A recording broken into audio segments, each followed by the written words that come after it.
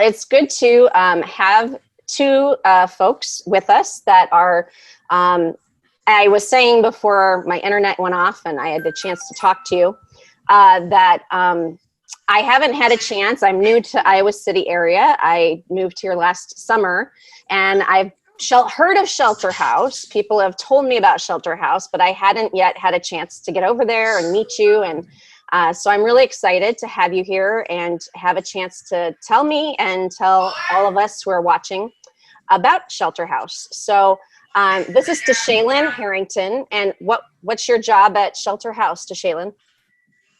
I'm the community engagement manager at Shelter House. Awesome. And we have Christine Ralston, and tell us what you do. I am the development director, so I am also on Tashaylin's team. Okay, so you work together a lot. Yep. That's great. Awesome. Well, who would like to start and just tell us about Shelter House and your mission and what you do? Yeah, absolutely. So Shelter House, we're the only homeless shelter in the Johnson County area. And each year we service hundreds of men, women, and children. So every day there's someone through the doors, whether that's to utilize our drop-in services, to talk to case managers, or use emergency night shelter. And so we have a robust continuum of programming that we put out. We've been in Iowa City for 37 years. So back in 1983, I know these facts like like it's ingrained here.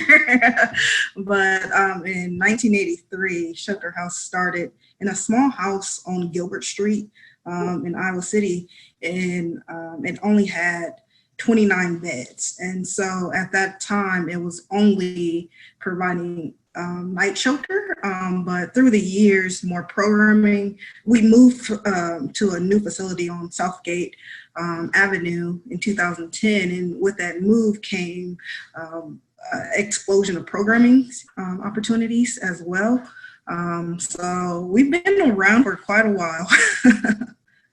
Awesome. That's great. So I'm really curious. You used some terms that I didn't quite understand. You said light shelter. What's the difference between light shelter and maybe what you do now? Or I apologize. Night. So okay. Overnight. Okay. Night shelter. Yeah. Gotcha. So the capacity within our shelters, we're only able to shelter individuals overnight. So through the 5 p.m. to 8 in the morning from that time. And so with that time frame, we're able to provide a warm meal at night and a cold breakfast. And during the day, our clients, our guests are out in the community, whether that's at work, in classes, at public buildings, at the rec center, at the library, out finding apartments with case managers or on their own. So everyone's out and about throughout the day, and that's how we like it. Yeah. Christine, would you like to chime in with maybe some of your favorite programs that you work with, or? Sure. So I don't work directly with Shelter House clients. As the development director, I work a lot with the community, obviously with Tashaylin, who was just a fantastic team member. So I work with sharing information with the community. So it's a big part of what Tashaylin and I and our colleague Jake do is telling the story to potential funders, to the media outlets. But one of the things that Tashaylin said that I think is really important that we should talk a little bit more about, that is not necessarily part of my everyday work, but is the fact that our clients our Shelter House guests typically leave during the day. Well, up until very, very, very recently, all public buildings were closed during the day. So what that means is that we paused our drop-in services. So historically, individuals could come during the day for employment counseling, to have their laundry done, to pick up meals, to get clothing or other items that they need. And we've had to pause those services to enable the distancing that has really just been required by this pandemic. So it's impacted all of our operations, not just our overnight shelter. Sure. Yeah. So what have people in poverty, how have they been impacted by the coronavirus and the pandemic? And like you said, the closings and the places they used to be able to go. What have people been having to do, and how can we help? Reality is that every difficult situation that happens in the world impacts the people with the least access to resources more than anyone else. So we say things like shelter in place. Well, it's really hard to shelter in place when you don't have shelter. We expect people to keep distance, and that's a tricky thing to do in a 75-person shelter. So what we've done is we've lowered the census in shelter to help keep people safer.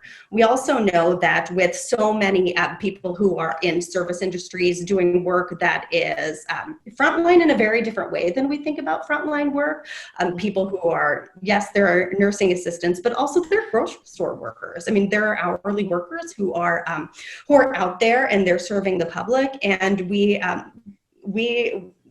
to help them. We have to help them stay safe as well. And so we are. We're anticipating an increase in needs for our services. Who is to say what the recent partial reopening of the state will do for a potential increase in cases? Who's to say what will happen with the local economy?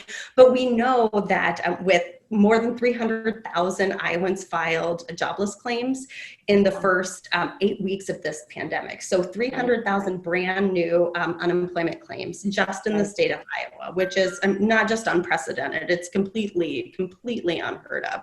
So our services are more important than ever before.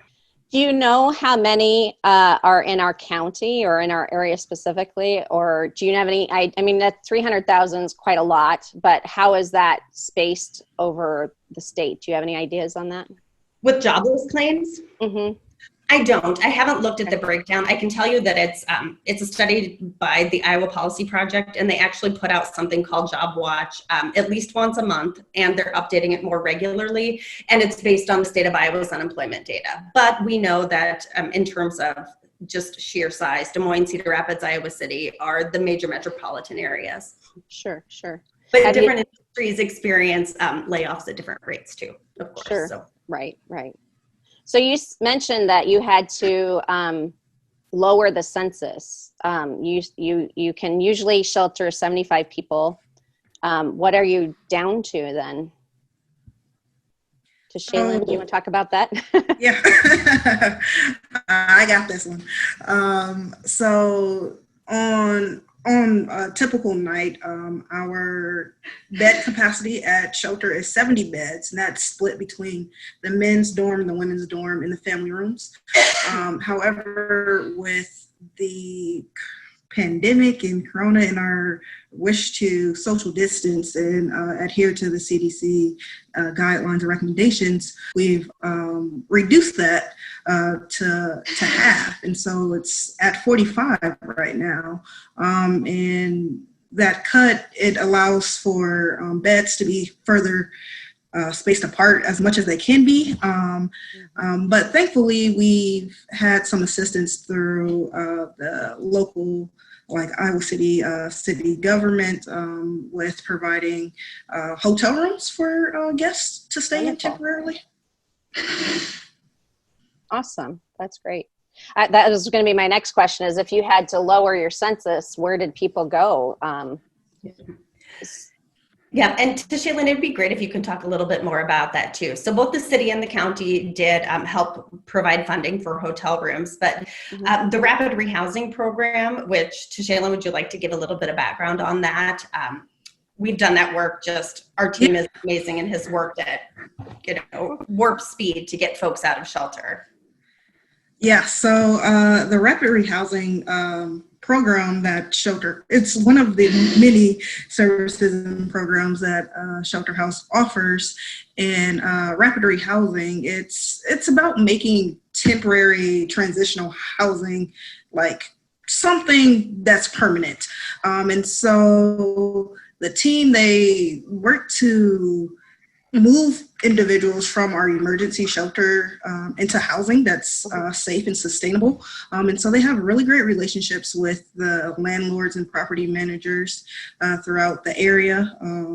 And they work with them, have conversations with them about, hey, I have a family that's looking for a unit that's on a bus line or close to this school. Or they really try to like work with our guests to ensure that the housing that they have is worth them moving into, because I mean, living in North Liberty and you gotta work on the southeast side of Iowa City makes no sense.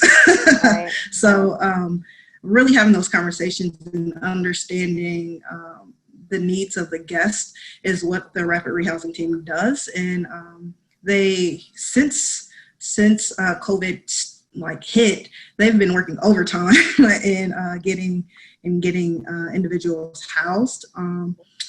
From, man, I want to say in like a 1 month period, about 50 individuals got housed. Like, wow. and that's a huge number because it was a huge need that was identified, and they worked overtime. I'm so proud of the rapid rehousing team that we have. And one thing that's really great about the rapid rehousing program is that it's great for shelter house guests and clients who are leaving shelter, but it's also good for local landlords who have vacancies. So one thing that our rapid rehousing team does is they reach out to us to help spread the word when we need more landlord partners. So it's a really terrific program that helps get people into safe, stable housing as quickly as possible. And when Shaylin said they worked, in that brief time period to get 50 people on into housing, that is months ahead of our typical schedule. So we are using HUD dollars and other public dollars at a far faster rate than usual to ensure that people are safe. That's what I was going to ask was, you did 50 people in a month. How long does it usually take somebody to go from sheltering, emergency shelter to having individuals? All variable. Okay. Like we said, if it's a family that needs a certain amount of bedrooms or what have you, it may take a little bit longer to find that unit. But honestly, our numbers and like the data show that a large percentage of homelessness or experiences of homelessness are self-resolved. And so that might just be an individual comes in and they're like, hey, I just know I need to stay in shelter for a couple of nights until I can sign this lease or until I can get in with a family member or something. So a lot of the times, utilizing rapid rehousing is not something that our guests use. They might just figure it out on their own. I'm curious because, like I said, I didn't know Shelter House even before the pandemic. So generally speaking, when we're not in the middle of a pandemic, what are the main reasons that homelessness in Iowa City happens? You said a lot of it's self-resolved. Is it just, are most people temporary? Do we have, what are the different, reasons and ways that people come to you? I mean, people experience homelessness for a lot of different reasons. And we also know that people who do experience homelessness often have a number of contributing factors. There are often medical issues, mental health issues, perhaps veteran status, but there are often just a series of factors that compound to create a situation in which one experiences homelessness. And often that happens in brief periods of time. A person experiences homelessness for a while and then they have a place to stay. But we define it as somebody without access to regular shelter. So it's a word that we don't call people homeless. We say they experience homelessness because the reality is it's a brief period of time. We do have chronically people who experience it on a chronic basis, but often it's a thing that happens and it's a hard spot. And we're here to help both people who experience homelessness on a chronic basis and on as a blip in a very tough time for them as well. I was going to say that many factors tie into a reason why an individual might experience homelessness, but Christine articulated that way better than I could. So. Or the same, I just did it first, it goes all the way. So is there a typical client, you mentioned you have men, women, and families that come in, and I guess the family part kind of surprised me. It sounds like, is there a more that you tend to have than others, or is it really just everybody? There's a higher percentage of men within shelter, and that's across the board on a national scale, a global scale. Men experience homelessness at higher rates, as well as veterans as well. Our impact numbers from 2018, we found that 16% of children were a part of the 909 individuals that came and stayed within our emergency shelter. So there's relatively chunky percentage of school age kids that come through our doors. But honestly, the makeup of everyone, it differentiates through each person that comes through the doors. I got one question from Facebook. Someone asked if you have a pastor or a chaplain that works with people or provides spiritual care. No. Fair enough.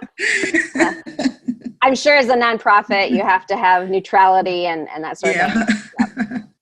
What are the ways in which people in Iowa City help you? Obviously, you always need contributions of money and to support. Are there other ways that we can help? Absolutely. Financial donations are always welcome. Those dollars go a long way. We have a What a Dollar Does campaign, and it really signifies what a small amount of money can do and the impact that it can have on an individual's life. $25 sponsors one night of shelter for an individual. And as the numbers go up, it expands, it goes to a week for a family or what have you. And so financial donations are always welcome. We take those over the phone, through check, or online. That's an easy processing way. Everyone has a credit card. Right now, the downtown district, I would say downtown district, has a cool collaborative partnership. If an individual spends $100 at downtown business, and it doesn't have to be at one time, it could be over 3 trips to the store. But if it totals up to $100, that those receipts can be submitted online, and a $25 gift card will be sent to Shelter House, and cool. So that helps our clients buy any necessities that they may have. That's a great partnership that Tishaylin just mentioned for a lot of reasons. And, obviously one is that folks can give back, but also that you can give back while supporting local businesses, and that they can, you can continue to save your receipts. So if you are a frequenter of a particular coffee shop, or if you've ordered all of your, your cards for the year from RSVP, the local card shop, you just keep all of those receipts. And every time you get to that point, then you submit them again. So I just keep them. I screenshot them and I keep them on my phone. And then when I get up to that point, I submit them again. Oh, that's a great idea. Yeah, it's so handy. It's a great program. The other things are the give back events that Tishaylin organizes. You can support the business that is generously donating a portion of their dollars by right tonight. Freddy's is having a give back event. So if you really need a shake, call them ahead. They're not doing service in the restaurant, but you can order something from Freddy's, support a local business, and then a portion of that money comes back to Shelter House as well. And then one that I think is just really great is something that we talked about really recently on the local news, and that is there's a local photographer who read one of Chrissy Canganelli, our executive director's letters to the editor, and said, how can I be helpful? And she started taking pictures from the front porch, from the street actually, but she's calling them front porch photographs. It's on a donation basis, so people can give as little or as much as they want to for the photographs. And then she gives a portion of that every week. Every Friday, she sends a check to Shelter. She actually does it online. She doesn't write us a check, but she sends a check to Shelter. And so she's using her talent to create both art that is, quite frankly, a memorialization of a really strange time. What does it look like to be stuck at home in Iowa right now, if you are privileged enough to be able to stay home? But she's also giving back to Shelter in that way. And she's just one person. We could all, so many of us have talents that we could use to share with the community and give a portion of what we're doing to somebody we care about. An organization, obviously Shelter House, but other community organizations have need too. And a rising tide, like they say, lifts all ships. And, everyone should be giving and supporting the organizations that are closest to their hearts. And there's so many different ways to do that. Yeah, that's wonderful. Just to piggyback off that. Oh, are we wrapping up? Go ahead. Nope, you're good. Just to piggyback off of the front porch, front door portraits. So that's like a DIY. It's you're creating it.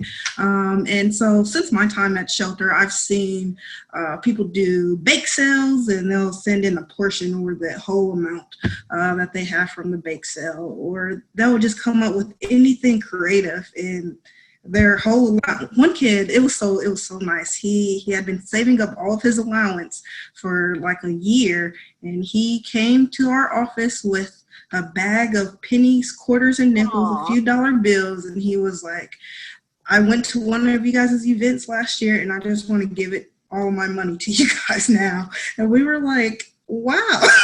No one has ever that's amazing. Brought something that they were so proud of collecting to us. Yeah, and so a DIY event is always super special. That's wonderful. Yeah. And I want to say, people have been asking where to send checks to. And I also had another question. Do you need volunteers to physically come do things at the Shelter House? And if so, what kinds of things could they do? So at the present moment, we don't really want too much foot traffic to come through the doors in Shelter. So our volunteer program has pretty much downsized in a lot of ways. And with that, the revamping of the volunteer program will start back up once this pandemic dies down. And we'll have that. But on a typical basis, we have volunteer opportunities for numerous things within emergency shelter. So front desk, and that's a really great way to get that interaction with our guests within shelter. We have a job lab that's ran Monday through Friday in the morning. And if you want to help build resumes, help clients search for jobs, that's a really nice way to pitch in. But there's a whole list of things that's available. And if you are interested right now and just want your name in the list of a potential volunteer, on our website, there's a quick application that can be filled out, and our volunteer coordinator, Anthony, he'll get right back to you and get you into the process on how to volunteer. Great. Our youth group was scheduled to go on a mission trip in July. And of course, with the virus, we decided to cancel it. But we'd like to do some work someplace around Iowa City in maybe August, maybe July, whenever we can. So keep us in mind. And if you have some outdoor work or things that... Oh, I have some landscaping for you, most definitely. we would wear our masks and we can come and help out. So that would be great. They're real disappointed that they didn't get to go to Tennessee and do it, but I think it'd be great for them to find out about you and opportunities around here. Something local. Yeah. Absolutely. We don't have to go across the United States to find people in need. And that's something maybe we all need to be aware of. You said we're very privileged, especially if we can stay home. And I don't think we think of it that way too often. The privilege of being able to have a home to stay in, but also to have a job to work from home, or, tell me about you. You have a jobs program, and you heard you do resumes. What are some of the other things that you do besides night sheltering? Yeah, so our services and programs include drop-in services where individuals that previously stayed in our emergency shelter, former clients, or simply individuals that are struggling with financials or living within poverty can come get toiletry items, clothing, hygiene items, utilize the phone or Wi-Fi. We have showers available, so public restrooms for individuals. Oh, that's great. And so we have drop-in services. However, those have been suspended for the time being. However, we're coordinating, doing like personal deliveries to people so they can get those items. Oh, that's great.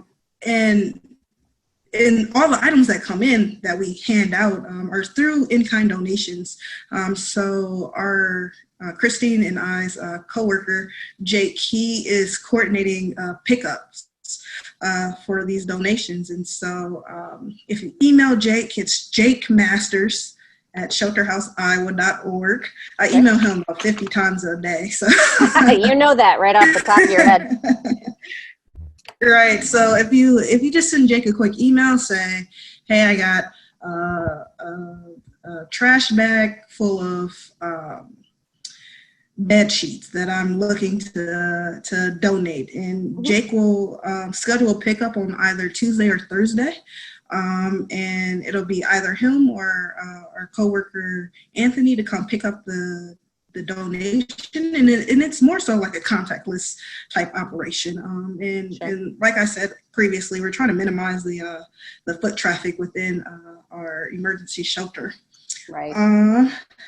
What kinds of in my things, head, I'm moving through. What kinds of things would he like us to collect? Because normally our church once a month does a collection for the food pantry. And right now the food pantries are not taking in-kind donations. They want money, which is great. I understand. But we have people that for some reason love to buy stuff for, in-kind. So what are some of the things that you are needing? Yeah, so every Tuesday, Jake posts our greatest needs on Facebook, on our Facebook page. And so it's a list of probably about 10 items. Some are recurring, some are new. He has conversations with other directors within our organization about what are items that clients are regularly asking for, what are items that we've run out of recently, and he posts that, and those are the most sought after items that we're looking for. And on the little post, it gives some instructions on how to contact Jake to get that the pickups situated. We also have an Amazon wish list. And so that's a simple way to just add the stuff to the cart, purchase it, and it comes directly to our facility. And it's a easily painless way to get things to our door. Wonderful. Yeah. in my mind, I'm walking through Shelter House to think of all of the programs that we do. That's what I'm doing. I'm visualizing it.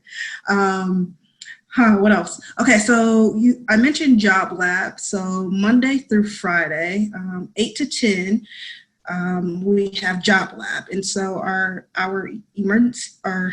employment case manager, he works directly with our guest on building resumes, applying to jobs, and things like that. And it's more, besides just applying directly, it's a skill building time. And so you can do interview prep if necessary, Sure. and things like that, just to prepare you. It's our greatest goal to have clients take with them new skills to enter the community and better themselves. And our case manager has formed some very interesting partnerships within the community. So most times, employers that regularly get our guests to come through their doors to start working for them, we're probably the first people that they call. And they're like, hey, I got an open spot. Do you have somebody to fill in for me? And it works vice versa. Our case manager can call them and say, hey, I got somebody that's looking for this type of job. Do you have an opening for them? And it works like that. In addition, he's formed a partnership with Stuff Etc. So at Stuff Etc., the consignment store, we have an account. So anyone in the community, if they're looking to donate clothing items to Stuff Etc., they can put the items on the Shelter House account, and a portion. And when the consignment store sells the items, they put a portion of the proceeds onto the account. And so that works because clients who are looking for some work boots that we don't have in the drop-in storage facility, they can go to Stuff Etc. and look for some work pants or some work boots or what have you. And it works both ways. It's a great community partnership that we have going on. That's great. Let me think more in my brain about where else I have to go. We have a nursing clinic, and so UI Healthcare, the School of Nursing, they do regular screenings or drop-in type medical services that are offered. Oh, the kitchen. Okay, so we have a full-service commercial kitchen. On a daily basis, it smells so good. The food smells so good. But it provides our clients warm dinner as well as and a cold breakfast in the morning.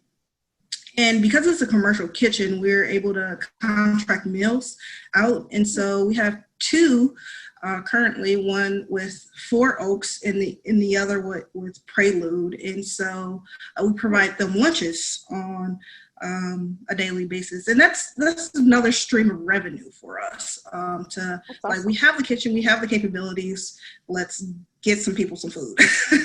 Yeah. And for one of our fundraisers, Barbecue Bash, last year, the Shelter House Kitchen provided all of the side dishes, and the food that they brung, that we had cornbread, macaroni and cheese, baked beans, they supplied all the side dishes. A local organization came to the event, and they were like, this coleslaw is so good. And so they ended up contacting us and coordinating with the kitchen to purchase like a large batch of coleslaw for their upcoming event. So we have those capabilities within our shelter. I don't know, I'm running out. There's so many programs that we do. So do you cater meals? Like, if we had a meal at the church for a certain number of people, could you cater things like that? We sure can. That's a great idea. I like that. We have a leadership retreat in July, so maybe we'll give you a call if you're ready. If you're up and running, that'd be great. Awesome. Christine, do you have anything you want to add? Shaylin has so well covered everything that we do there in shelter.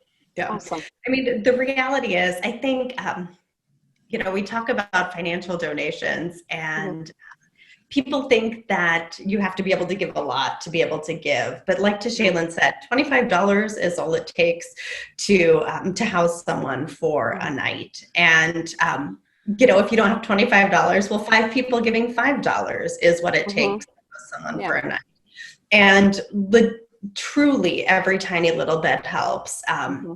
We serve an awful lot of people, and it's in part because we have such a generous community who helps to create the means to give those services.